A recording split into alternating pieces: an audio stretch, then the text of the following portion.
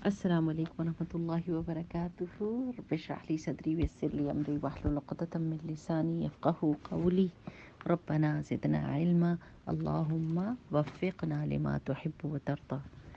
اچھا جی، مبارک ہو. بہت بہت اتنا پیارا مہمان سب کے پاس آیا ہے اور بہت سارے تحفے لے کر آیا ہے اور بہت سارے فائدے لے کر آیا ہے. ہم نے اپنے مہمان سے پورا پورا فائدہ اٹھانا ہے اور وقت ضائع نہیں کرنا. اور وقت کیسے بچا سکتے ہیں، کیسے انویسٹ کر سکتے ہیں، بچانا نہیں، انویسٹ کیسے کر سکتے ہیں.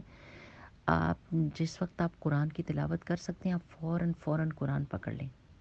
تھوڑا سا بھی ٹائم ملتا ہے نا، قرآن پکڑیں اور قرآن کی تلاوت کریں. دورہ قرآن اٹینڈ کریں. تراویح میں قرآن کو غور سے سنیں اور قرآن کے ساتھ اپنا تعلق مضبوط کر لیں. کیونکہ جو قرآن کو جیسے ہی آپ پکڑتے ہیں نا، اس کی برکتیں آپ کے ساتھ لپٹ جاتی ہیں. وہ آپ کو آپ کا حصار کر لیتی ہیں. یہ برکتوں سے بھرا ہوا ہے اور ہدایت سے بھرا ہوا ہے. یعنی زندگی کے کسی معاملے کے لیے آپ کو گائیڈنس چاہیے. میاں بیوی کے تعلق، بچوں کے ساتھ تعلق، اپنے بزنس پارٹنرز کے ساتھ تعلق، اپنے شہر والوں کے ساتھ تعلق، اپنے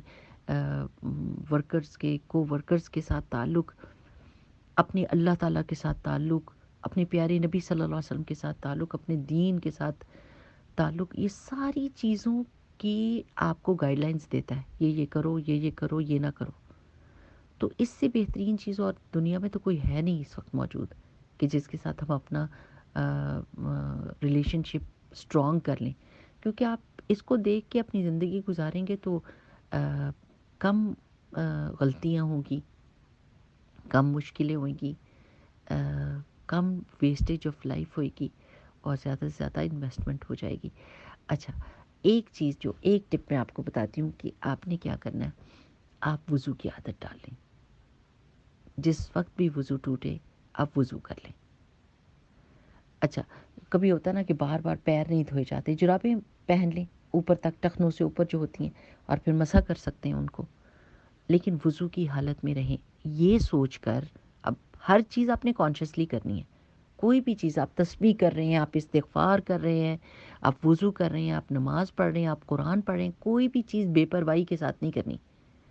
دل کی موجودگی، دل کی حضوری کے ساتھ، یعنی یور مائنڈ اینڈ ہارٹ اور تھنکنگ، یعنی آپ تھاٹ فل ہو جاؤ ہر چیز کے لیے. وضو آپ نے کیا سوچ کے کرنا ہے؟ ایک تو یہ کہ وضو عبادت ہے، ٹھیک ہے، اللہ سبحانہ وتعالیٰ کی بات آپ مان رہے ہیں، پاکی اللہ تعالیٰ کو اچھی لگتی ہے.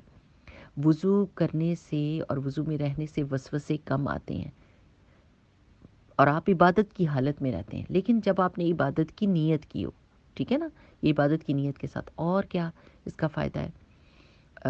آپ پاکیزہ لوگوں میں سے، آپ کو یہ پتہ نا کہ قیامت کے دن وضو کے اعضاء ہمارے چمکیں گے. رگڑ رگڑ کے دھوئیں ان کو اچھے طریقے سے، اچھی طرح چمکائیں اور وضو کے بعد کی دعا پڑھیں، اشہد ان لا الہ الا اللہ وحدہ لا شریک لہ واشہد ان محمدا عبدہ ورسولہ. اس سے جنت کے 8 دروازے کھل جاتے ہیں اور رحمتیں اور برکتیں نازل ہوتی ہیں. تو بس آپ، یہ ایک ٹپ آج کے لیے کافی ہے کہ آپ وضو کریں.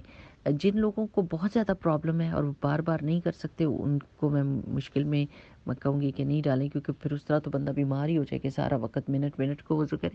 لیکن جو لوگ جنرل پبلک جو ہوتی ہے، وہ تو most of us we can stay in وضو، ٹھیک ہے نا. تو آج کی یہ ٹپ ہے کہ ہم نے وضو کی حالت میں رہنا ہے، لیکن کانشیسلی سوچ کر کہ اس وضو کا مجھے فائدہ کیا ہے.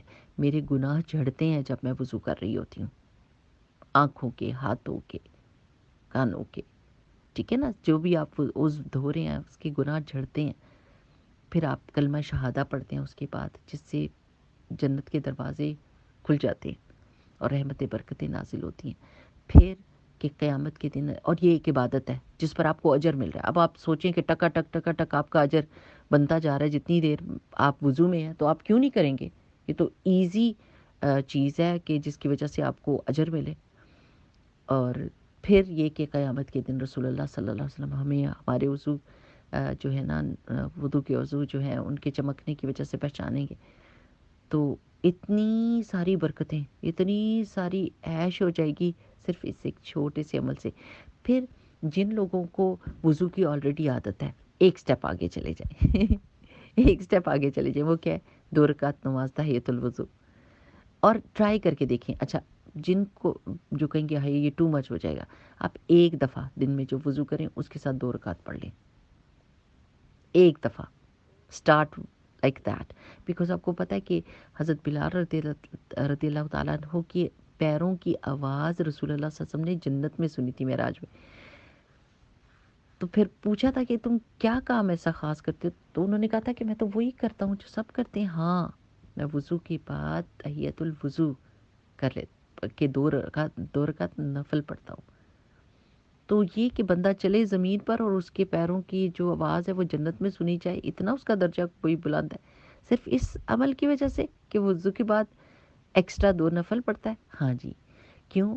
کیونکہ ہر سجدہ آپ کو اللہ تعالیٰ سے قریب کرتا ہے، ہر سجدہ اللہ تعالیٰ سے قریب کرتا ہے، ہر سجدہ آپ کے درجے میں بلندی کرتا ہے۔ تو آپ جتنے بھی سجدے کرتے ہیں، آپ ایکسٹرا ایکسٹرا ایکسٹرا ایفرٹ کریں اس رمضان میں تاکہ آپ کے درجات بلند ہوں۔ اللہ تعالیٰ ہم سب سے ہماری عبادتیں قبول کرے، ہماری نیکیاں قبول کرے، ہماری محبت کو اللہ تعالیٰ قبول کر لے، ہماری محبت کو قبول کر لے اس اپنی ذات کے لیے، اور ہمیں توفیق دے دے کہ ہم وہ ساری کام کریں جس سے ہمارا رب ہم سے خوش ہو جائے اور راضی ہو جائے، اور اللہ سبحانہ و تعالیٰ قیامت کے دن کے لیے محفوظ رکھے ہمارے نیک اعمال کو، اور اس دنیا میں بھی اس کی برکتوں سے ہم کو فیضیاب کرے۔ آمین آمین آمین۔ آپ سب لوگوں کو بہت مبارک ہو یہ مہینہ، اور اللہ سبحانہ و تعالیٰ ایسا کر دے کہ ہم اپنی کمر کس لیں اور خوب خوب محنت مزدوریاں کریں اس مہینے میں، اور وقت ضائع نہ کریں۔ آمین۔ بارک اللہ فیکم۔ سبحانک اللہم و بحمدک، نشہد ان لا الہ الا انت، نستغفرک و نتوب الیک۔ السلام علیکم ورحمۃ اللہ وبرکاتہ۔